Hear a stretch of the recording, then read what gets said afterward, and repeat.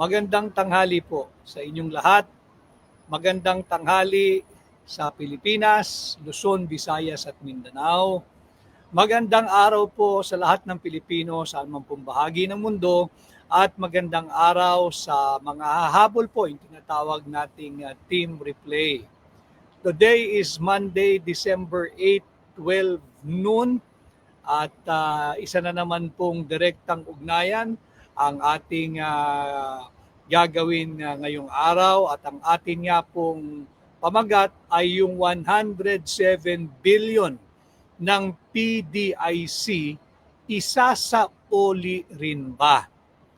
So ang daming nangyayari, balit bago po tayo magpatuloy, ulitin ko dito po sa ating Tinig Maisog, ang ating layunin ay maiangat ang antas ng pampublikong diskurso, pag-usapan, himayin ang mga mahalagang usaping panlipunan, nang sa ganon ay magabayan ko po kayo in my own humble and little way na makabuo ng inyong sariling opinyon, kuro-kuro at paninindigan sa mga mahahalagang usaping panlipunan na dapat lahat tayong mga Pilipino ay kasali. Hindi lang yung mga sinasabing matatalino o yung mga di umano'y lingkod bayan, pero sila naman ang gumagahasa sa pera ng bayan. Kinakailangan kasali po tayong lahat at magpahayag po kayo ng inyong mga saloobin kung anong platform man po meron kayo. At kagaya po ng ating natura na nung maraming beses na ng ating pagtatanghal, hindi ko po inaasahan o hindi ko rin po hinihingi na maging magkaparehas o magkatugma ang ating mga opinyon. Maaaring magkasalungat, ang importante, meron po kayong paninindigan sa mga mahalagang usaping panlipunan. No?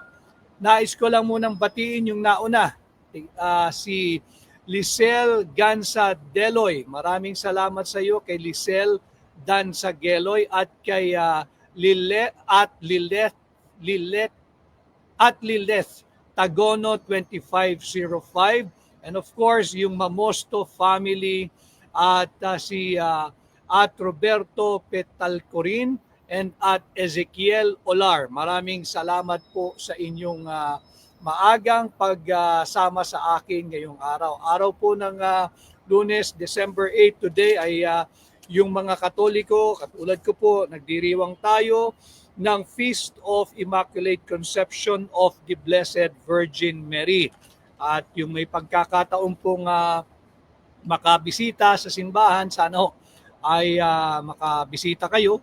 O di kaya, alam ko namang busy, naghahanap buhay po ang lahat, mahirap ang buhay, maiksing panalangin, basta taimtim, ay malaking bagay na po yun. No? Si Winnie Paran, God bless po, Attorney Vic, maraming salamat sa iyo. Si at Karina Braganza -022J. Attorney Vic, sa GAA 2026 pa nila i-budget yung pambalik. Alam mo ninyo, yun po yung ating ginawang pahayag, yung hakbang ng maisog. Yung pinababalik na 60 billion pesos ng PhilHealth funds, isang malaking anomalya po iyon eh. Salamat sa Korte Suprema sa kanilang paglabas ng desisyon nitong matagal nang nakabinbin na usapin ng constitutionality ng paglipat ng 60 billion pesos PhilHealth funds. Alam mo ninyo, hindi lang 60 billion ang dapat ibalik. Ang buong halaga po niyan ay 89.9 billion. Yun yung dapat ibalik ng Marcos Jr. Administration papuntang PhilHealth. Hindi lamang po yung 60. Di ba? Kinuha nila yung 60, pero yung 29.9 billion na gastos na po nila eh. So dapat po iyon ay ibalik nila yung 60 billion. Dapat nilang ibalik yon. Ang problema, yung anomaly po rito, kukunin din mula sa buwis na ating ibinabayad sa gobyerno. Hindi naman po tayo nakinabang dito. Di ba? Yung 60 billion, ginastos lang po nila yun, linustay lang nila kinurakot lang nila, sinubject lang sa corruption. And then yung naging desisyon, wala po tayong magagawa sa hatol ng Korte Suprema.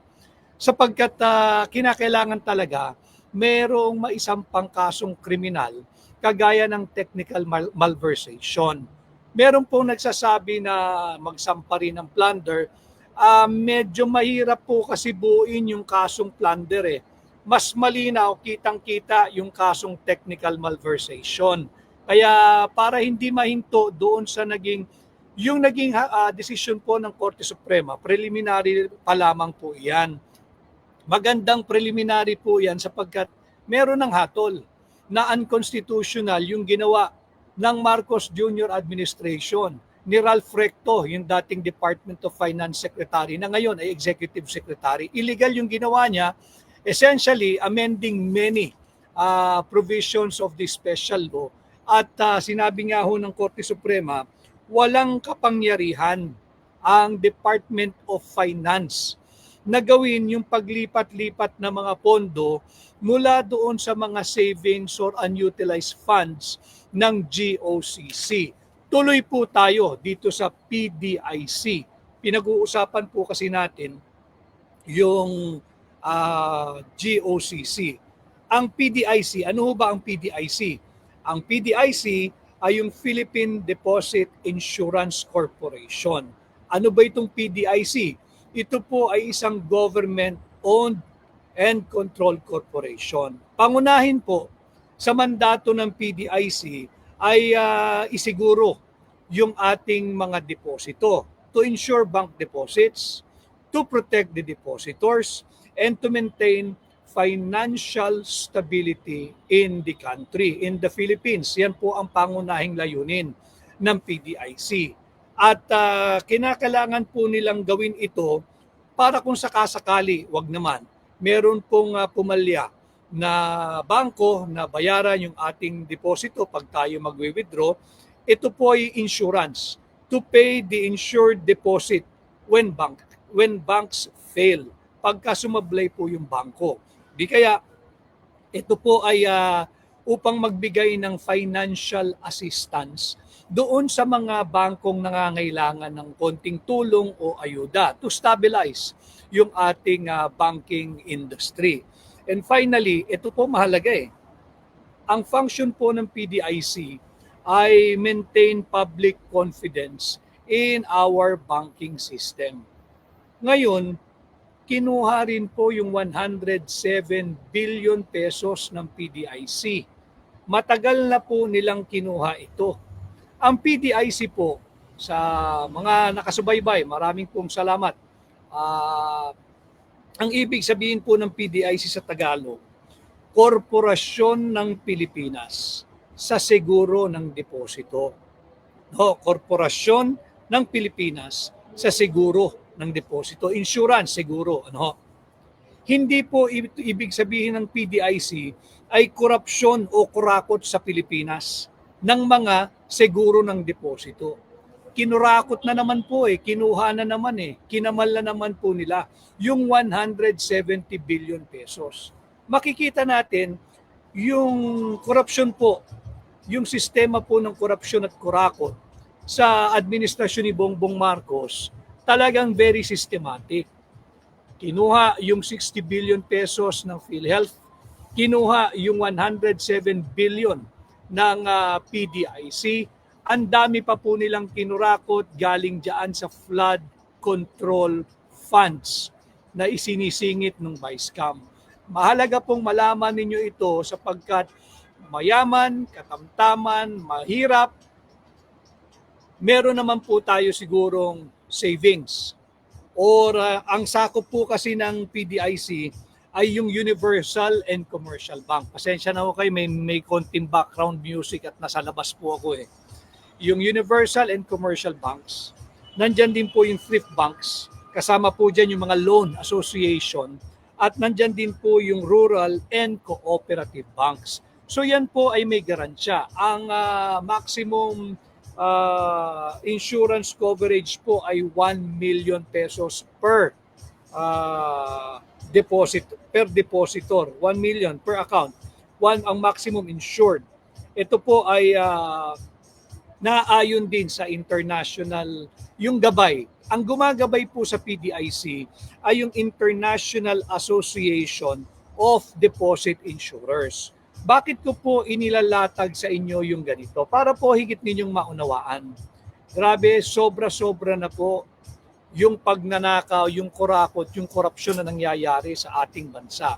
Ultimo ang hindi po pinakikilaman yung pondo ho ng PDIC. Dito talagang parang yung PhilHealth, magalit din ho tayo rito. Yung PhilHealth, pondo po yun bilang seguro o insurance ng ating kalusugan. Meron tayong magagamit sa panahon ng ating pagkakasakit o ng ating mga mahal sa buhay. Hindi po malayo yan Diyan sa pondo naman ho ng PDIC. Ang layunin po ng PDIC, seguro din po Yung isa, insurance ng ating health benefits or health premium.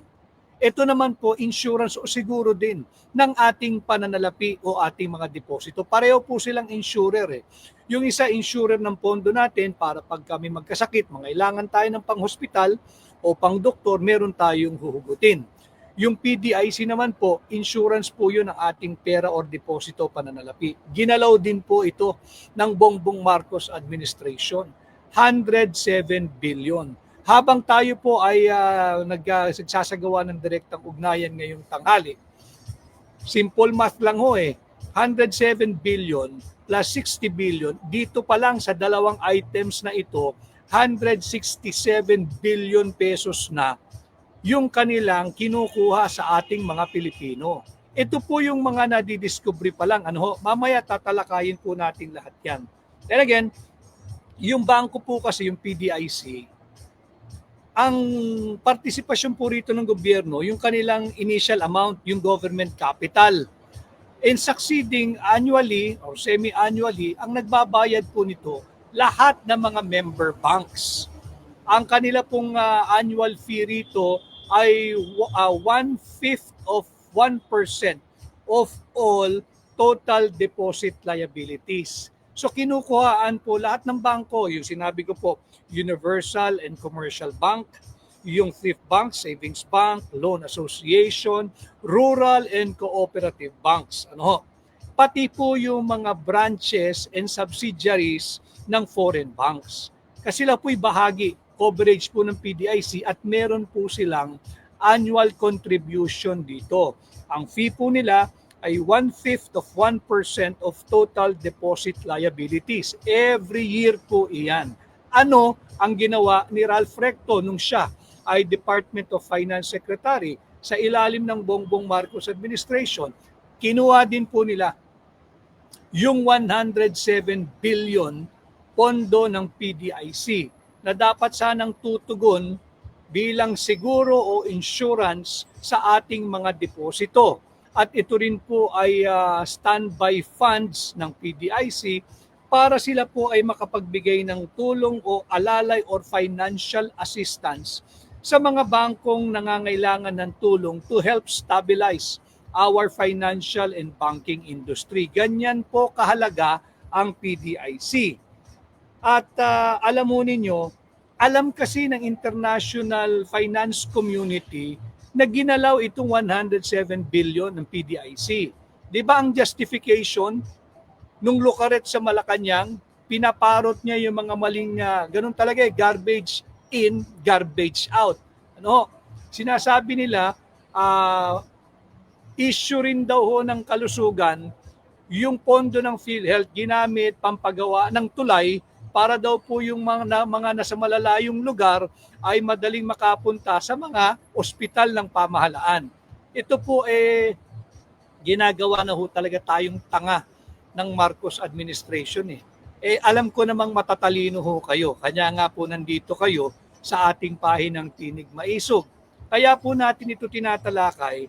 Mamaya pati po yung hindi lang po natitigil dito Nandyan na yung 60 billion pesos PhilHealth funds, may desisyon na, kalampagin naman ho natin yung 107 billion na PDIC funds. Nasaan na? Isosoli rin ba ito? Saan ginamit ang perang ito? Ito ba ay pinantayo din ng tulay o kalsada para yung mga nasa malalayong lugar, yung mga tinatawag palaging unbank o wala pong account o walang bangko, makadali pong makapunta ng bangko at makapag-open ng account? following the same flawed and crazy logic of that Lucaret in Malacanang. Kung bakit daw ginalaw yung PhilHealth funds, usaping kalusugan naman daw ho, yung pinampatayo ng tulay para daw po makapunta yung may mga sakit at karamdaman, madaling makapunta sa ospital. Hindi natatawid ng dagat, hindi natatawid ng ilog dahil may tulay. Yun po ay tahasang pangbubudol. Wala pong tulay. Wala pong tulay. Ganyan din po yung justification nila. Bakit ang laki-laki ng ating taunang budget, hindi ba? Para daw po sa flood control funds, sa flood control or flood mitigation projects. Wala po yun eh. Ghost po yun eh. Kanya nga po itong mga kalukuhan ng ICI na nalusaw na, ilan na lang ho natitira dyan. Kunin ko rin itong panawagang ito sapagkat alam mo ninyo, habang may maganda pa yung pangalan ng country manager ng SGV, the leading audit firm and tax advisor in the Philippines, yung SGV, si Binibining, nasa na yung pangalan niya? Si Binibining Rosana Fajardo, ang SGV country manager. Ma'am, sana you do a Rogelio Babe Singson. Sayang ang pangalan mo, sayang ang karera mo, sayang ang integridad mo. Huwag kang magpagamit na deodorant diyan sa Malacanang. Huwag kang pumayag maging tagalaba nung kanilang dumi. Hindi naman ikaw ang dumumi dyan eh. Hindi mo rin kliyente yan. Yung mga linilinis ninyo diyan sa ICI, mga nagnakaw sa pera nating mga Pilipino. Do a Rogelio Babe Singson. That is the most honorable thing to do. Mag-resign kayo diyan sa ICI, bumalik na lang ho kayo sa pribado diyan sa SGV. Tanyag yung inyong kumpanyang kinasasapian, country manager ka pa, ang dami ninyong kliyente, naglalakihan, wag na ho kayo magpagamit diyan sa ICI.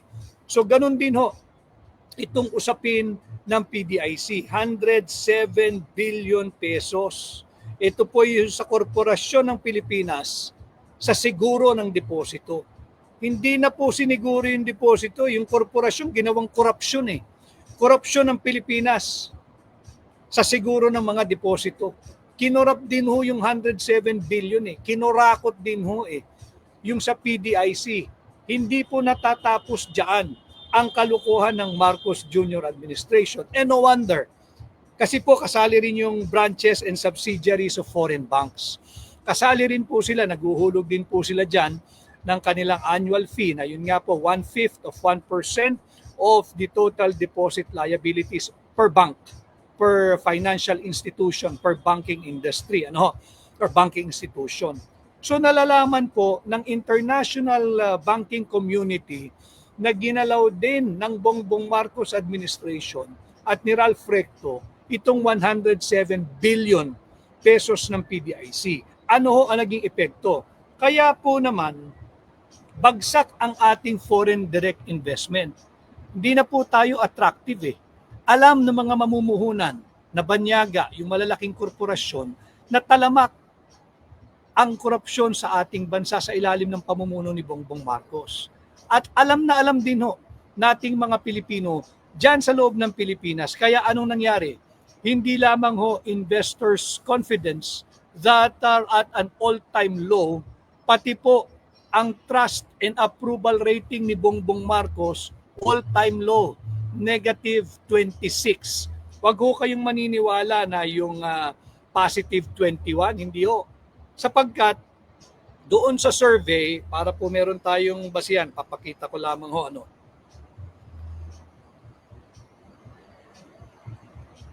Doon po sa survey, yan ho, paki-check nyo na lang din ho, pa-screenshot. Dito po sa survey, yung 47%, yun po yung hindi mahusay at hindi lubos na mahusay. Sa 47, ito po yung negative niya, 47%. 16% po doon nagsasabing lubos na hindi mahusay. Talagang lubos, yun ang term na ginamit eh. Yung 31% po doon sa 47 ay hindi mahusay. For a total of 47% po yung negative kay Bongbong Marcos. Malinaw po yan. Paki-screenshot po ninyo. Yung 21%, ito po yung sang-ayon o yung nagsasabing lubos na mahusay at mahusay. Sa 21%, 4% lamang po doon na nagsasabing lubos na mahusay si Bongbong Marcos at 17% yung mahusay lamang. So pagbasa po ng survey, ito po'y pinakita na sa isang pahina, social media platform ni dating Secretary at Congressman Mike Defensor. Yung 47 negative niya at yung 21 na positive niya, pag sinuma po nyo yun, ang matitira, negative 26%. Yan po ang rating ni Bongbong Marcos. Negative 26%. Ano po ang significance nito? Kagaya po nung sinabi ko sa inyo, andyan na po lahat ng indicators eh. Yung ating foreign direct investment, sadsad, bagsak. Bagsak. Bakit? Alam po ng international community, whether finance or banking or business community, na grabe ang korupsyon sa ating bansa. At wala pong nakikitang any new development. Mantakin mo, yung tulay sa Davao City na ginawa na simula nung panahon ni Pangulong Duterte, nagpatuloy hanggang ngayon, pinondohan ng bansang China, inangkin eh. Dahil wala po siyang mapakita eh. Wala na po siyang mapakita, yung proyekto ng may proyekto, inaangkin. Ganon po katindi ang ating bansa ngayon. So dapat hanapin natin itong 107 billion PDIC funds. Saan ito napunta? Ang PDIC ho, may board po iyan. Ang chairman po niyan ay si BSP Governor Ginoong Eli Remolona Jr. Siya po yung BSP Governor natin, yung pinuno ng ating Bangko Sentral. At the time na kinuha po yung 107 billion pesos, ang vice chairman po nun ay yung Secretary of Finance. Sino po yun? Si Recto na naman. Renekta na naman ni Recto yung pagkuha ng pondo nating mga Pilipino. Tinira yung PDIC, tinira yung PhilHealth, tinira yung PDIC. Ito po ang estado natin ngayon. Alam po na international community ito. Bagsak po ang foreign direct investment, and kung makikita natin yun, sukatan po yun ng investors' confidence. The level of investors' confidence. Doon po natin masusukat yan eh. At ito po'y validated with the survey that I have shown you, yung resulta po ng survey, pakikita ko po muli sa inyo, ito po'y linabas last week. Sa performance assessment ni Bongbong Marcos. Ito po yan.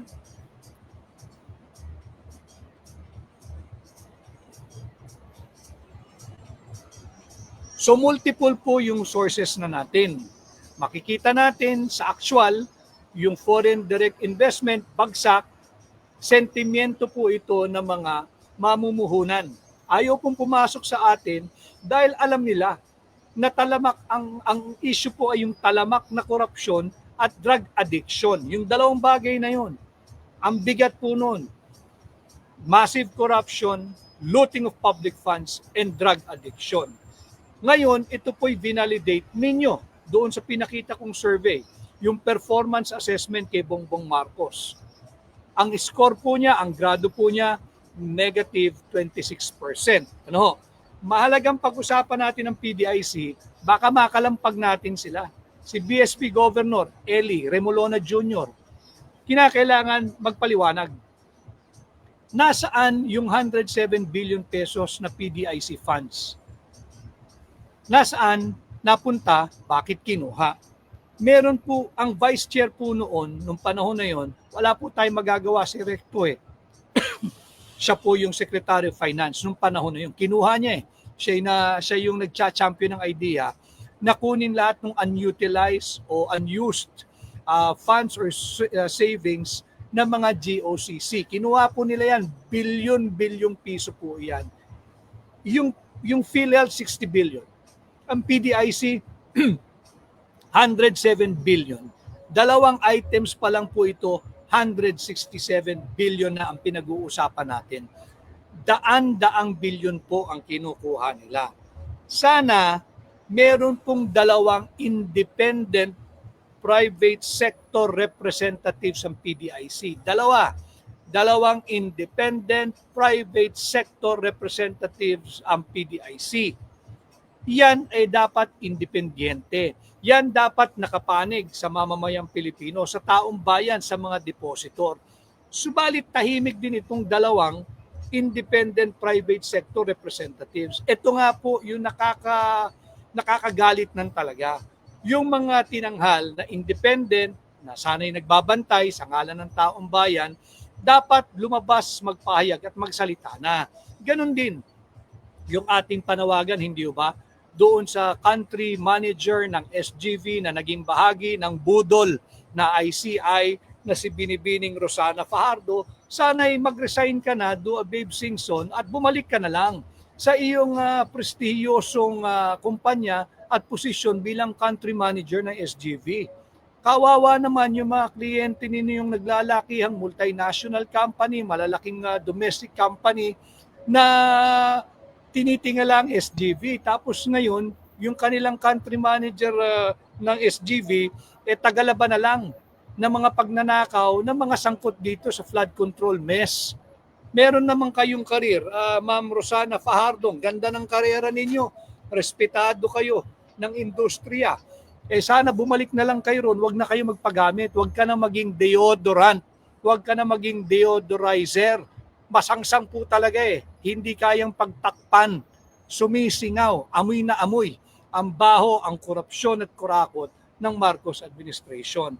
So marami na pong naghahanap nitong nawawalang 107 billion PDIC funds. At matagal na po natin kinakalampag ito. Last year pa. Kaya naman nagpapasalamat ako sa ating primo. Meron pong nagpadala sa akin courtesy of yung Bilyonaryo News Channel po ito para may credit tayo. Si Primo Congressman Rufus Rodriguez ng Cagayan de Oro. Hinahanap na po niya yung 107 billion.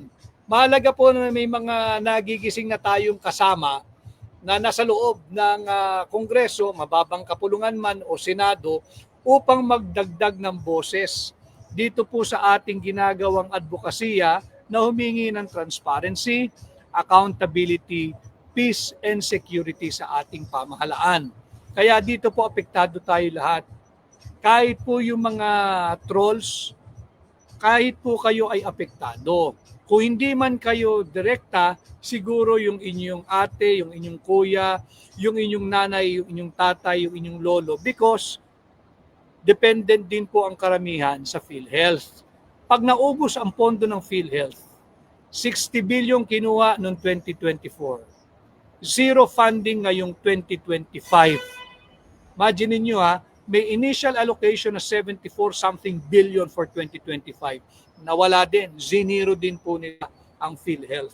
So kung susumahin mo yun, 60 plus 74, 134 na po iyan, dagdag mo pa ito na 107 billion, 241 billion pesos na agad ang ating pinag-uusapan. Daan-daang bilyong piso na pera po ninyo. Lahat tayo kasali rito. Kanya patuloy ang aking paggabay sa inyo na makabuo kayo ng inyong malaya at matapang na paninindigan at opinion at kuro-kuro. Again, I'm not soliciting that your opinion will be similar to mine. No. Kahit po magkontra tayo, okay lang. Importante, kargado po kayo ng information, kargado po kayo ng knowledge para makabuo kayo ng isang well-informed and intelligent opinion or stand on many important issues ng ating pamahalaan. Ito nga, yung PDIC, importante po ito. Nahanap na rin, sana magpatuloy yung aking primo, si Congressman Rufus Rodriguez ng Cagayan de Oro, na sana'y patuloy niyang i-push sa loob ng Kongreso, lalo na ho ngayon. Mahalaga po ito. Bakit?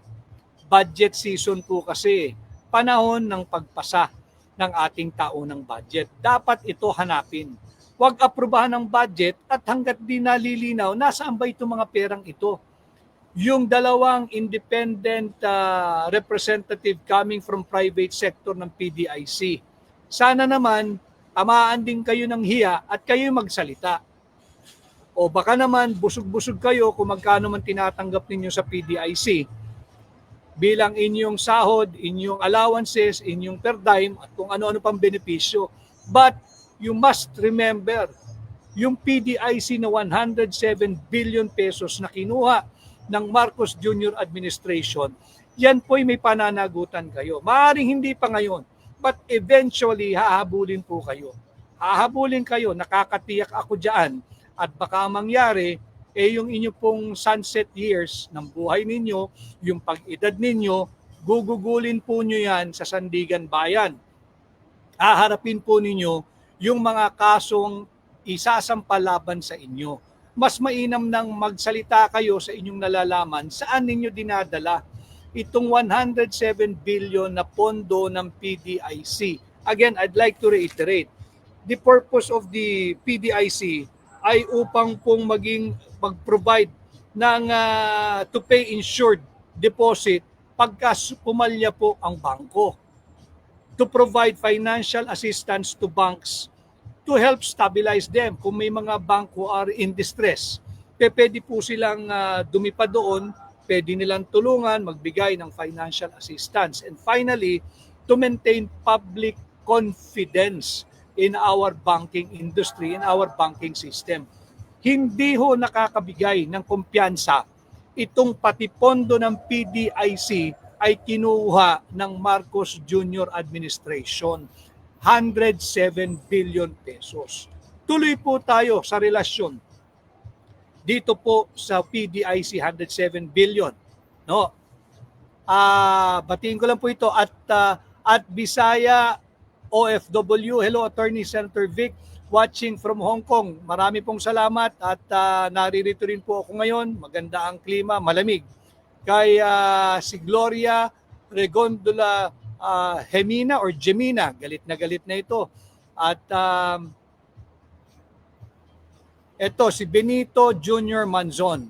All the proposals that si Ralph Recto, implemented and championed were all miserables. This dude must be held accountable. Yes, I agree. Si Lemoncito Marivic, death penalty sa mga corrupt. Precisely, Lemoncito Marivic. Ito po yung aking ikinampanya nung huling halalan na kung tayo'y tangkilikin ninyo, tinangkilik po naman ninyo ang inyong lingkod. Aking ipapanukala ang pagbabalik ng death penalty. Ating amyendahan yung plunder law, ibaba natin yung threshold. Kung pwede hanggang 10,000 lang. Dahil ang pagnanakaw ay pagnanakaw. Wala pong justification dyan. Hindi tamang magnakaw. Eto, tama ka. Si Karyang Hilas. May tanong po dito si Karyang Hilas. Kung may sisikapin ko pong basahin yung mga mensahe nyo. Tama po ito, si Karyang Hilas. Yung gold bars nga, hindi alam kung nasaan. Tutungo po tayo dyan, Karyang Hilas, nabasa mo yung aking pag-iisip.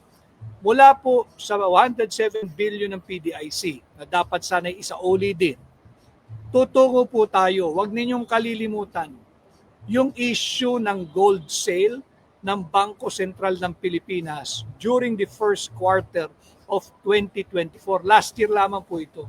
Bakit natin ipinagdudugtong-dugtong ito? Sapagkat ang chairman po, nabanggit ko sa inyo, ng PDIC ay walang iba, kundi ang governor ng Bangko Sentral ng Pilipinas, si Ginoong Eli Remolona Jr. At nakuha yung 107 billion sa ilalim ng kanyang chairmanship of the PDIC.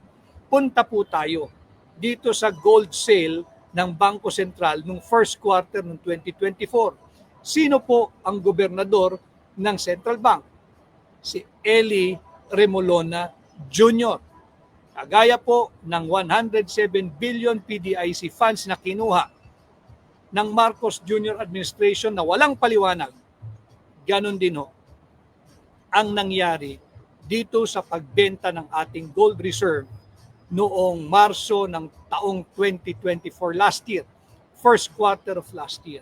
Sa ilalim din ng pamumuno ni BSP Governor Eli Remolona Jr. Ano hong mga ginawa rin niya? Kagaya ng PDIC, walang paliwanag. Masyado pong maliit ang tingin sa ating mga Pilipino. Akala nila sila lang nakakaunawa ng usaping pananalapi. Akala nila sila lang ang may karapatan mag-usap pagdating sa pananalapi ng ating bansa.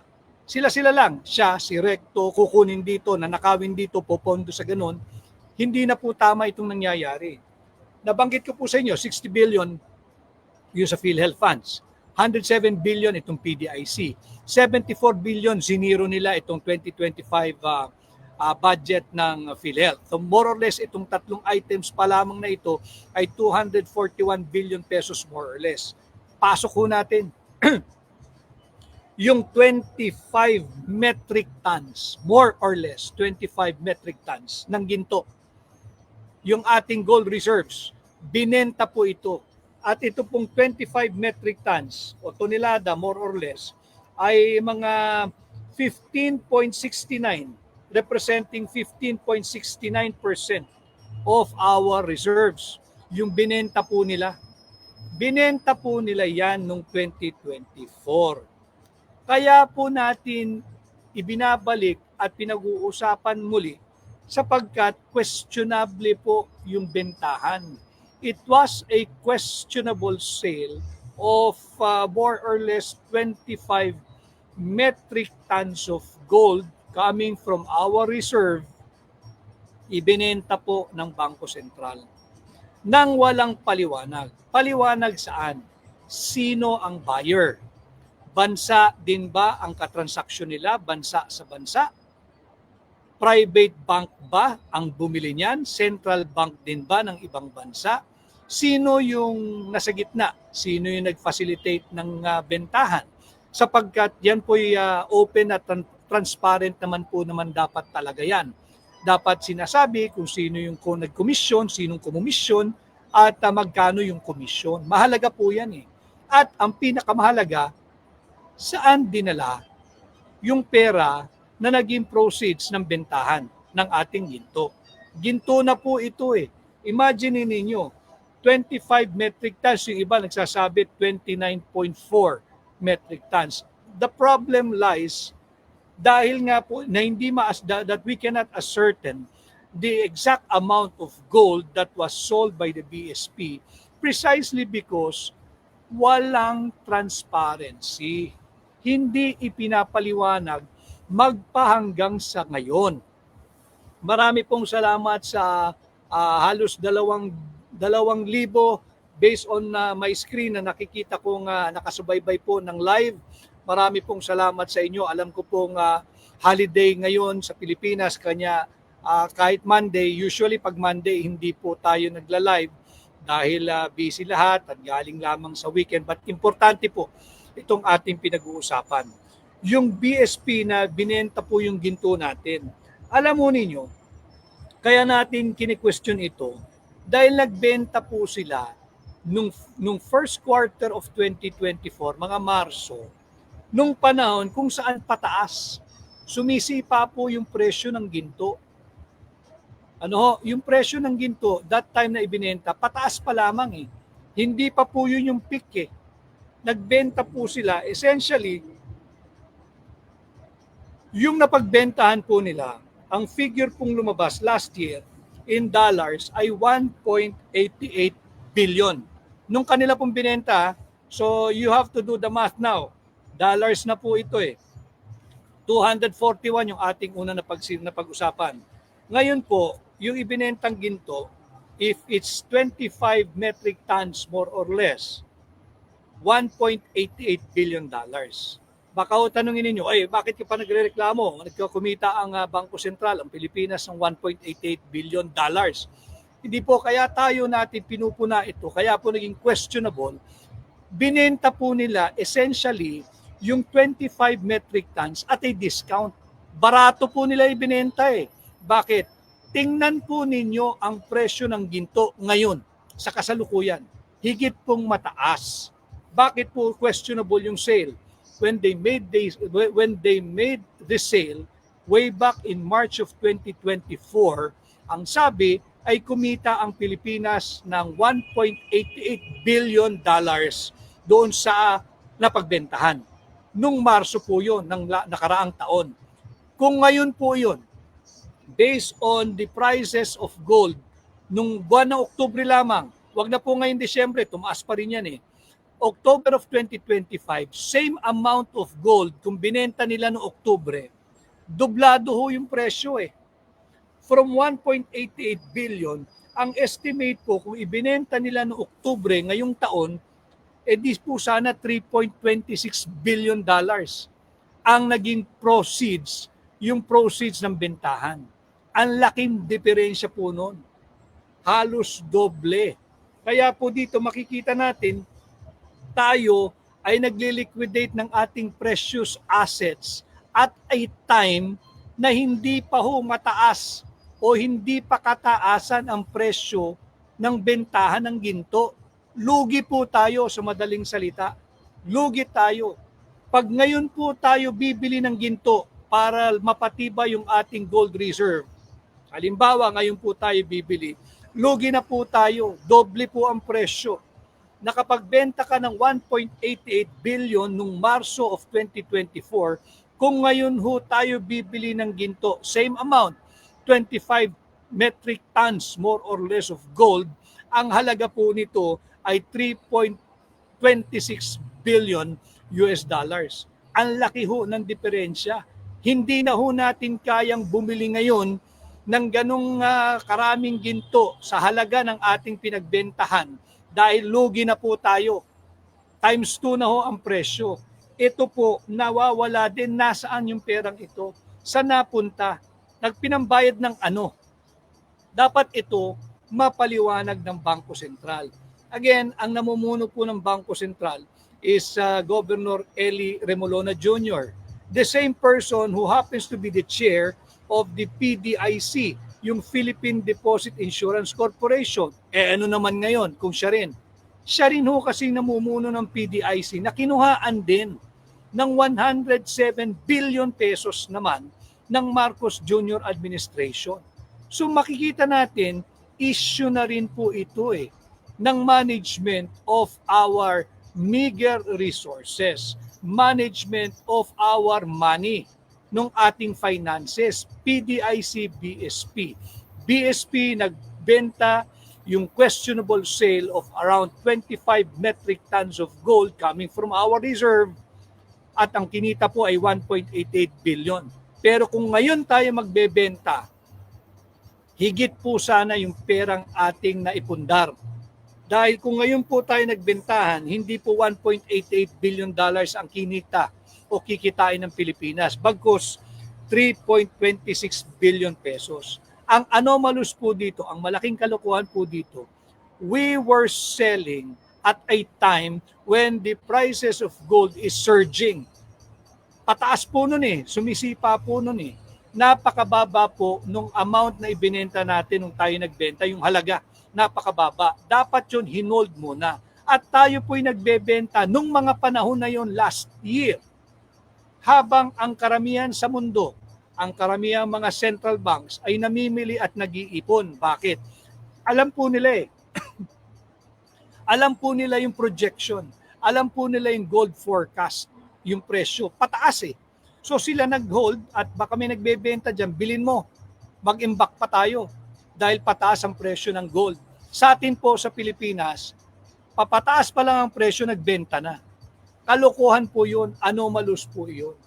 Irregular po iyon. Sapagkat higit tayong nalugi kesa kinita. Kung ngayon po tayo magpapalit ng 25 toneladang ginto more or less, yung cost of buying it, doble na ho. Wala tayong kinita.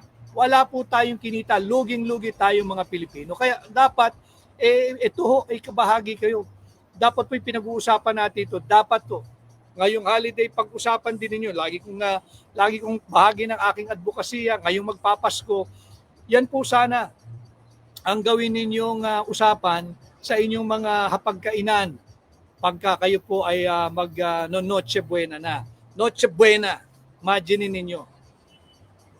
107 billion kinuha, 60 billion kinuha, 74 billion pesos PhilHealth funds for 2025, zinero. Itong 1.88 billion pinagbentahan ng ginto, 25 million metric tons more or less. Tapos, 500 pesos lang ang tingin na sa atin ng Malacanang. 500 pesos lang tayo na Noche Buena. Ano akala nyo sa amin? Kaya raw pagkasyahin. Alam namin kayang pagkasyahin. Marunong kaming maghigpit ng sinturon kung kinakailangan. Marunong kaming mamaluktot upang magkasya sa kumot pagka malamig. Huwag ninyo kaming lukuhin. 500 kaya kung sakaya, kung pipilitin.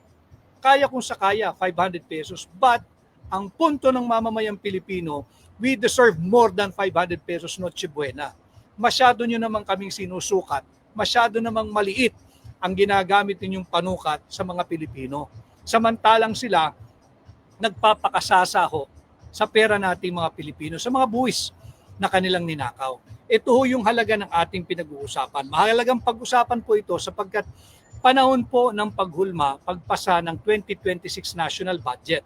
At pag sinabing pagpasa ng National Budget, nakaamba yung BICAM. I hope this 28th Congress hindi na BICAM. At itong proseso ng Bicameral Conference Committee, dapat yan nakabukas, ibuyang-yang sa publiko. Bakit? Pera po natin yan eh. May karapatan tayong magmasid, may karapatan tayong magbantay, may karapatan tayong magpahayag. Di ba? Mahalaga po ito. And incidentally, naglabas po ng pahayag ang ating pangalawang Pangulo, si pangalawang Pangulong Inday, Sara Duterte. At malinaw sa kanya naging pahayag, usap-usapan na naman ho kasi yung impeachment. Ito hong mga gagong kongresista, pasensya na ho kayo, talagang galit na tayong mga Pilipino eh.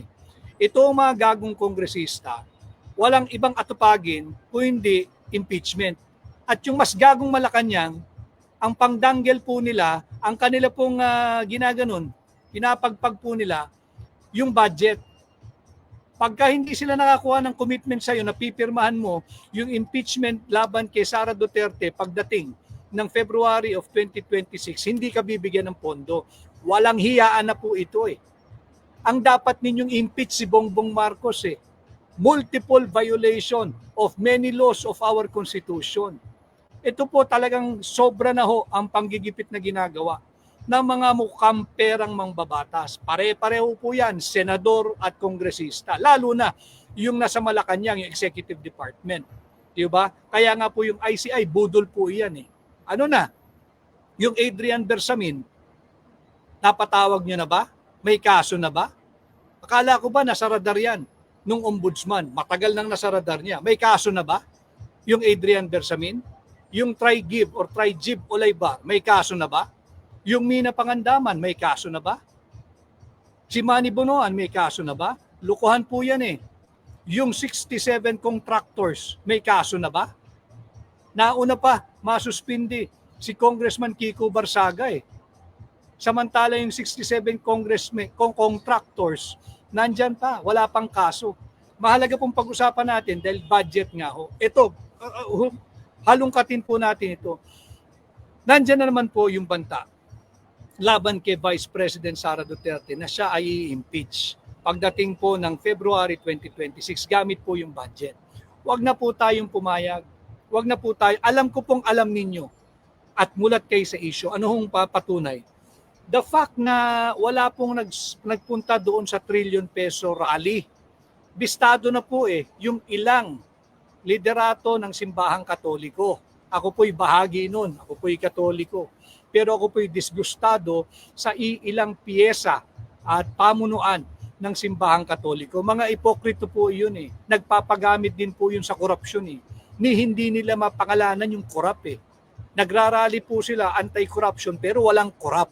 Ganyan po kakorap yung mga corrupted leaders of the Catholic Church. Sensya na ho kayo. Ngayon po Feast of Immaculate Conception of the Blessed Virgin Mary. Hindi naman po lahat. Marami pong matitinurian. Yung pari po natin sa Cebu was very vocal sa kanyang krusada laban sa corruption. Yung Archdiocese of Davao na nagsalita na rin. Alam ho ninyo, wag na tayong magpagamit dito sa corruption at kurakot ng Marcos Jr. administration. Gagamitin na naman itong budget pang hikayat ng mga pipirma sa impeachment laban kay Inday Sara.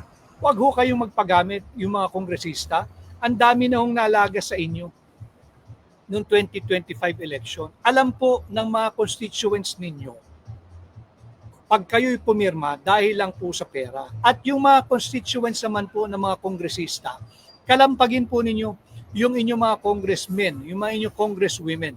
Huwag po silang magpagamit, huwag silang pipirma dyan sa impeachment niyan. Not because hindi po nila kapangyarihan ang mag-impeach, hindi po yun eh.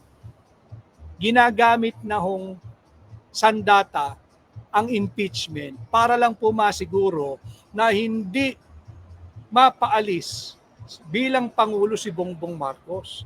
Ginagamit lang po nila yung impeachment para masiguro na tumagal pa sa pwesto si Bongbong Marcos. Kayo, yung mga nakakasakop, yung mga bumoboto sa mga district congressmen and women, kaya nyo pa ba? Halimbawang tumagal pa ng panibagong 6 na taon ang Marcos Romualdez brand of leadership, gusto nyo pa ba? Kausapin nyo yung inyong mga kinatawan na wag pumirma dyan sa impeachment na yan at maghintay na lang ng 2028 at dun, hayaan natin yung tinatawag nating demokrasya basta't wag lang makikialam si Chairman Technical Glitch George Garcia, palabasin lang yung tunay na diwa ng halalan at ating rerespetuhin anuman ang maging resulta niyan. No? So, ito po yung ating dapat pinag-uusapan, hindi po yung impeachment eh. Asa na yung 107 billion PDIC funds? Nasaan na yung proceeds ng 25 metric tons more or less na ibinentang ginto ng Bangko Sentral ng Pilipinas? Ito po yung ating mga dapat pag-usapan. Yung 60 billion na pinapasaoli sa corrupt Marcos administration, sa atin din ho manggagaling yun. Tayo rin po ang magbabayad ng mga ninakaw nila. Hindi ba't malaking kalokohan? Wala tayong magagawa. Yun po ang naging hatol ng Korte Suprema. Tama naman. Ang sinasabi ko lang, yung sistema po talaga ang may diferensya eh. Saan ka nakakita? Ninakaw yung 60 billion. Hindi natin alam saan napunta kung paano ginastos. Ang remedyo, ibalik using the 2026 national budget. Di pera pa rin natin, yung mga ninakawan, sila pa rin na magbabalik. Pag-isipan po nyo yung pagnilayan ninyo and you formulate your own opinion, your own enlightened, well-informed, and intelligent opinion. Imaginein ho ninyo, kinuhaan na tayo ng 60 billion. Tayo pa rin ang magsosole, napakasarap naman ang buhay nila. Tapos hanggang 500 pesos lang daw ho kayo sa Noche Buena ninyo. Yung binentang ginto, 1.88 billion dollars nung ibinenta. Kung ngayon ibinenta, 3.26 billion dollars na ang halaga nito. Doblado, doble, higit na malaki. Nasaan napunta pera? Tapos tayo, kayo, 500 pesos lang ang inyong Noche Buena. At para daw talagang makatiyak na kasya yung 500 at makamura, hanapin daw natin sa grocery yung malapit ng mag-expire. At yan daw po ay kadalasan ibinebenta ng sale. Ganyan po kahayop yung mga yan. Kung makapag-party, kung makapagbiyahe, meron daw mga foreign pledges. Pledge lang yun eh. Higit na malaking ginastos mo eh. O ngayon, nasan yung pledge? Bagsak yung ating foreign direct investment. Ito ho, sana yung inyong pag-usapan. No? Ito ang pag-usapan natin. At let us protect, defend, and uphold our Constitution. Kaya ko po sinasabi ito bilang susog doon po sa naging pahayag ng tanggapan ng pangalawang Pangulo. Andyan na naman po yung impeachment. Ang dami-daming problema ng bansa. Hindi pa nga napapanagot yung mga nagnakaw eh. Nandun pa nga sila eh. Nagmalalakad-lakad pa rin sa Kongreso eh. Yung 67 contractors. Wala pa ho nakakasuhan doon. Ano na? Yung ICI budol ho yan. Makapal na lang ho talaga yung mukha ng matitira dyan. Yung chairman po nila, wala pong kwenta yun. Wala pong kwenta yun. Imagine ninyo, nagpakatanda-tanda kayo, maganda naman yung inyong mga naging karera sa buhay, tapos ngayon tagalaba lang kayo ng dumi ng ibang tao. Ang ninakaw din naman buwis na bahagi kayo. Nagko-contribute kayo ng buwis na yan. So dapat to, yung mga kagaya ng private sector representatives ng PDIC, sana ho, sa ngalan ng mamamayang Pilipino, magsalita na ho kayo ng inyong nalalaman. Ganon din ho, yung isa pang miyembro ng ICI, si Binibining Rosana Fajardo. Ma'am, sayang po yung magandang pangalan at career ninyo. Country manager kayo ng SGV, the most sought after, I'd say, tax advisors and auditing firm. Wag ho kayo magpagamit. Yung mga kamag-anak ko ng mga taong nababanggit, usapin po ninyo, nanay nyo siya, tiyahin nyo, kapatid ninyo. You've done your part, umexit ka na riyan. You do a Rogelio Babe Singson, mag-retire ka na or mag-resign ka na. You do not need that. Ma'am, I tell you, you do not need that. And meron pong isang pumasok lang na mensahe. Pakikita ko lang kasi nag-circulate po ito eh. Unang-una, marami pong salamat. Kanina ko lang po nakita, 600,000 na po ang ating followers. Maraming salamat. Patuloy po sana. Yun nasa Facebook page ko po.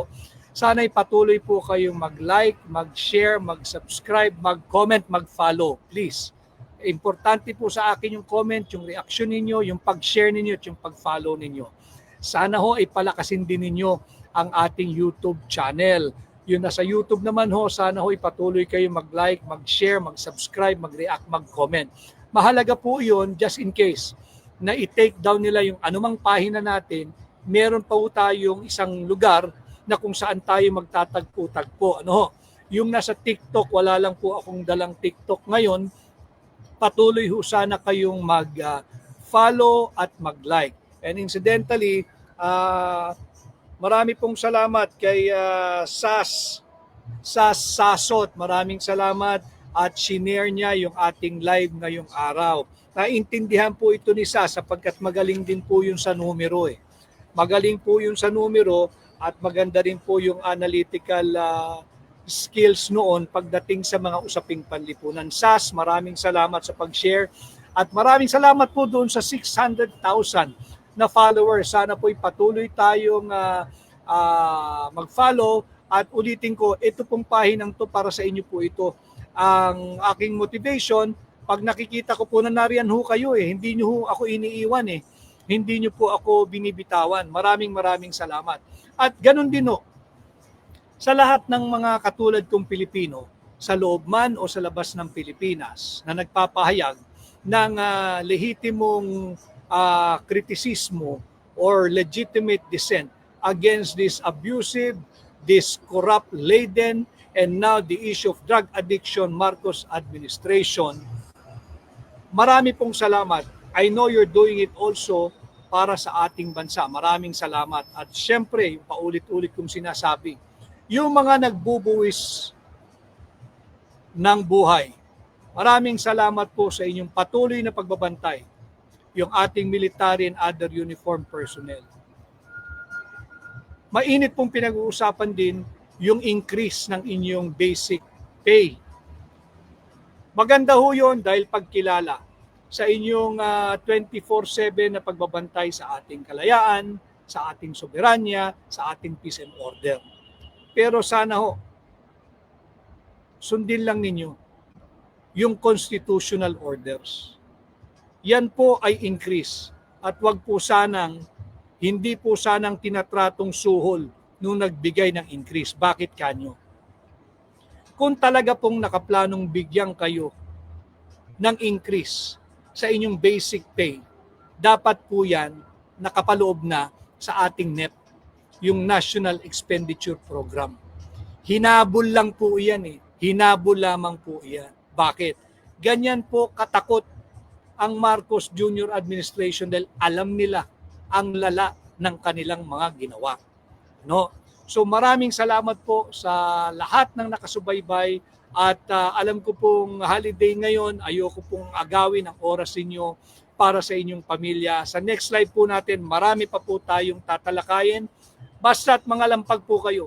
107 billion ng PDIC, dapat yan ipaliwanag ni Chairman Eli Remolona Jr. kung saan dinala itong 107 billion pesos na ito. Dapat yan isole. Yung proceeds ng sale o bentahan ng ating 25 metric tons more or less. Some are saying it's 29.4. But the problem is, yun nga ho, walang transparency, walang nagpapaliwanag. Si BSP Governor Eli Remolona Jr. dapat magpaliwanag. Di po kami mangmang, sir, makakaunawa po kami at sisikapin po naming intindihin kung ano man po ang paliwanag ninyo. Pero wag niyo po kaming ikulob sa dilim at hindi namin alam kung anong ginagawa ninyong klaseng pag-uuri ng management o liderato at pinakikilaman na ninyo ang pera ng ating bansa, ang pera ng ating lipunan. Muli ho, maraming salamat sa mga nasa Facebook. 600,000 na po tayo. Marami pong salamat. Lahat po yan ay organic. Maraming salamat. Salamat po. At yung nasa Facebook, sana po higit pa nating palakasin. Maraming salamat sa muli po nating ugnayan. Magandang araw po sa lahat ng Pilipino, sa anumang pong panig ng mundo. Magandang hapon, magandang tanghali sa Pilipinas, Luzon, Visayas at Mindanao. At magandang araw doon sa habol sa ating replay. Ako po muli ang inyong kaibigan, Attorney Vic Rodriguez, Pilipino, abogado, maisog.